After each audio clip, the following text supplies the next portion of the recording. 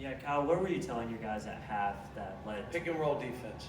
We had to put it on tape. We had to show them. We had to talk them through it and just say, this is what you have to be doing. Why are you backing away? Why are the bigs coming up late? Why are you not talking? And again, this is still, we're a team that's trying to work through all kind of stuff. So they came out in the second half and played it and made that. That was the one thing that hurt us in the first half, that right there. And we kind of took that away from them in the second half. They had a couple layups late, but we were better. They're here on the right. How long have EJ and Emmanuel been back? They obviously played tonight. They've been practicing very long, and what difference does it make? EJ has not really. He practiced a little bit in the half court. Emmanuel's been back a day. So I just told him, we got to get through this weekend, and then we got one game a week for 6 weeks. And that's when we start camp. When we're doing some stuff in the mornings, we'll catch up. I think they all showed some good signs. Tyrese had 5 assists. It's what I'm demanding of him. He's capable of getting 10, but I'm demanding it of him. I think Ashton's still a little bit undisciplined, both offensively and defensively. He's got to tighten it up. Nick's getting better, but there was some. Again, we only get 6 offensive rebounds. Come on. I mean, it's not like we made every shot. We shot over 50%, but there's still 25 rebounds, and you get 6. That's not acceptable. It's just not. So I'm telling them, whoever in this room wants to play more, offensive rebound. And I'm going to leave you in the game. Well, that's rough. It's hard. Can I just shoot some threes? Go player on the left. John, you talk a little bit about Khalil and what your messages you're trying to get to him and how he seems to be receptive to what you are or aren't saying at this point. He's just got to figure stuff out. The game's happening. Here's what I've told all these guys. What got you here, you can't play that way here. You're talking about older players, more structure. The game is way faster. Guys are in way better shape. So the things you got away with in high school, you're going to be uncomfortable for a while because it's stuff you've never had to do. He's capable of being that defender and that rebounder, and you saw some offense today, things that he's capable of doing. But we also had 20 assists, which is why he and Keon and other guys had shots and plays. We finally passed the ball to each other. And the reason it's contagious, if you don't pass it when I get it, I'm not passing it. And so then somebody watches the game and says, look, 5 guys out there playing for themselves. Today you saw a team that passed the ball and created shots for each other. But it's like we got to show it. Then we back up a little bit and we hadn't worked on pick and roll defense in the first half. How'd that look? So then you got to talk about that. Now they're just, our zone offense. You're trying to get us to go man and pass the ball. And there's a lot of stuff that we're throwing at these kids. But Emmanuel made shots. It was great to have him back. And the guy that made the difference is EJ. And, you would have never known he was not playing for a while. I mean, not having him really affects us. And having him when he's playing, he's a difference maker. Stay on the left with Jerry. Cal, you've talked about offensive rebounding several times. What makes that difficult for these guys to go after? Well, here's what happens. Your mentality's got to be every shot that we take, the 3, 4, and the 5, and sometimes the 2 off court, this is a miss. So you got to train yourself to every shot that we take offensively is a miss, and I'm going to go get it. But when you go get it, that's 3 more steps you got to run to go back on defense. So it's a little easier just to, I can't get that. And I'll be at the top of the key and start running. So I got a 5-step lead on this guy. Because if he's right next to me and he runs, I got to sprint. That's basically nose for the ball. If they get it, I turn and fly. We're working on it. We're doing stuff. Obviously, it's not taking hold. But I'm telling you, if I get a guy that'll offensive rebound, he's staying in the game. So if anybody wants so-and-so to play more, well, he's telling you the test, he's giving you the answers. He's giving you an A.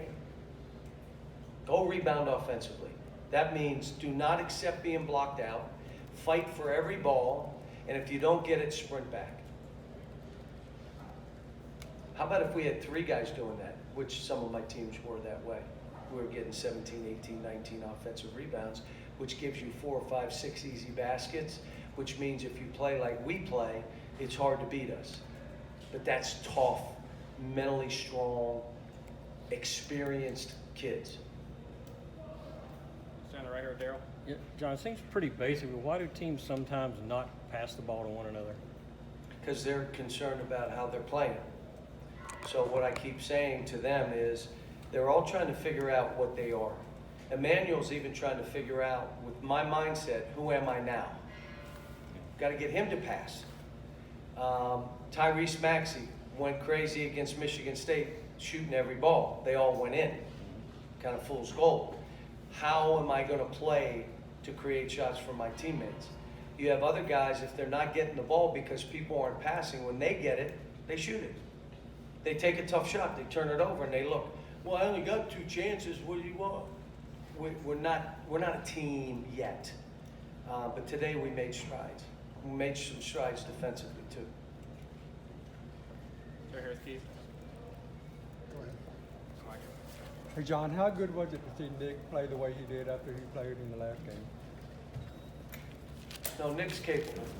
You know, he gets tired. And I played him 32 minutes, but he gets tired.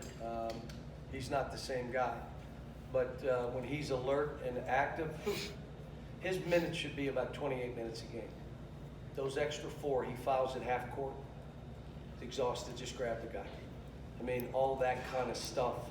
Late to guard his man in the post, leaves his feet when the guy ball, all that stuff happens in those extra 4 or 5 minutes. Short of that, I don't know if you remember the play in front of their bench where the guy went down the sideline, he showed hard. The guy then went off the middle on the dribble, wasn't his man.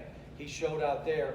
The guy threw it back and the guy drove baseline and he blocked it. All in one play, which shows you he can do that, but not when you're mentally exhausted. You need to come out. And we got the guys. We got enough guys. We're not playing with 7 like we did last game. Back to Jerry on the left. John, is the pick and pop with Nick, is that a new thing? Yeah. Well, it's not a new thing. When he's in practice and everything we're doing, he's leading us in shooting, then he's going to shoot. I'd like to get more shots. Make more shots, and then you'll get more shots. You're not going 1 for 9 and say, well, let me shoot more. He's making shots, then we'll get it. So he missed a shot at the elbow. We ran a play for him, and instead of shooting the ball, again, it shows where he still is right now. He tried to drive it and turned it over. What are you doing? That's for you to shoot. So then we ran it again and threw it to him, and he made it. Well, why didn't you shoot the last one? Well, I missed the last one, so I was kind of afraid to shoot. What? We don't have amnesia yet. We don't move on to the next play. I keep telling the guys, shoot the ball straight. I don't care if you miss it or make it, shoot it straight. Part of the reason we can't rebound, when you miss a ball left or right hard, like it just has no chance of going in, it doesn't bounce the way you can rebound. It comes off like a bullet. Bang! Well, you ain't offensive rebounding that, my man. Shoot the ball straight. You can't miss left or right. You can miss. You're not going to make every shot. Just shoot it straight. Back to Jerry. This is a little off subject, but Really? I'm surprised. Never heard you off subject. it is basketball. Next week is Thanksgiving week, I think, at the Maui Invitational. I know you're reluctant. What is your reluctance about Kentucky playing? It's just a long way. I mean, we don't need to play in it. I mean, again, we're talking, and this is why we need fans in this building cheering these kids on. Like, we played Michigan State. We got other games coming up. We always have a young team. You can't play 5 top 10 games in your first 7 games. Okay, now we get totally rattled Now you got a team of young guys that are 1-5. And it'd be okay here in Kentucky to be 1-5. That wouldn't have a problem. Everybody'd be fine. You know, the games pass me by and everything else. I got young guys. We schedule the way that the kids benefit. I know fans want me to schedule for fans. I schedule for the kids. And at the end of the day, we still have one of the best schedules in the country every year. Just can't do it up front. You can't. I mean, these kids are trying to figure themselves out. You're looking and saying, what about Keon? What about Khalil? What about Johnny? You know, Tyrese played one, but he's not yet. And they're still fragile. They're not sure yet. We're struggling against the teams we're playing. You put us in that kind of event, traveling 12 hours and doing it, it's just not good for us. Last one, Larry. John, just kind of wonder, what prompted you today to have the message kind of encouraging fans to come to games? And do you think that'd be something you'd ever have to do here? No, it doesn't.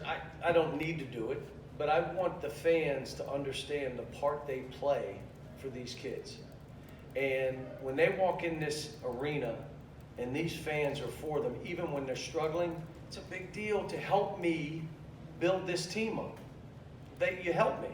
And the tickets are sold. I mean, they're sold. That's not the issue. The issue around the country, not here, around the country, getting students to games and then getting ticket holders to make sure someone's sitting in their seat. Not just a Kentucky issue, it's everywhere. And you think if it's a little issue here, what? It's a huge issue. It's a huge issue in other places. So all I'm saying is, we got the greatest fans. They've done, here, how about our fans? What if a player comes in here, an opponent, and gets a 50-point game or a 40-point game, and he's walking off the court? Standing O. He'll get a standing O from our fans. We got the greatest fan. Everybody wants to play here. There's no liquor and people spitting on people and throwing things and cussing and all the other. That doesn't happen here. This is an unbelievable crowd, and we need them here building up our kids because it's still going to take some time. I mean, we showed signs in the second half, but we're not there. I mean, we may be 2 months away with this team. I don't know. All right, thanks, guys.